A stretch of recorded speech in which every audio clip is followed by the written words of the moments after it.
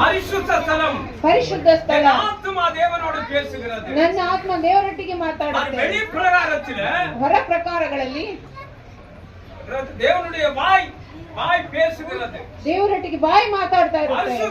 பரிசுத்த ஸ்தலத்தில் ಪರಿಶುದ್ಧ ಸ್ಥಳದಲ್ಲಿ என் ஆத்துமா தேவனோடு பேசியது. ನನ್ನ ಆತ್ಮ ದೇವರೊಟ್ಟಿಗೆ ಮಾತಾಡಿತು. இப்போது ಈಗ மகா பரிசுத்த ஸ்தலத்தில் ಮಹಾ ಪರಿಶುದ್ಧ ಸ್ಥಳದಲ್ಲಿ என் ஆவி ನನ್ನ ಆತ್ಮ தேவனுடைய பேசுகிறது. ದೇವರೊಟ್ಟಿಗೆ ಮಾತಾಡ್ತಾ ಇದೆ. அதுவே ஆழத்தினால கூப்பிடுகிற அனுபவம். ಅದೇ ಆಳದ ಆಳ ಕರೆಯುವ ಅನುಭವ. ஆழத்தினாலம் ಆಳದ ಆಳ முழங்காலால போகாது. ಮೊಣಕಾಲಿನ ಅಳತೆಯಲ್ಲ. ஆழத்தினாலனா ಆಳದ ಆಳ ಅಂದ್ರೆ நாளுக்கு நாள் ದಿನಕ್ಕೆ ದಿನ நமக்குள்ள இருக்கிற ನಿನ್ನಲ್ಲಿರುವ அந்த வல்லமை ಈ ಬಲನ நாளுக்கு நாள் ದಿನಕ್ಕೆ ದಿನ ஆழத்தினாலம் ಆಳದ ಆಳ எழுப்பிக்கொண்டே இரு.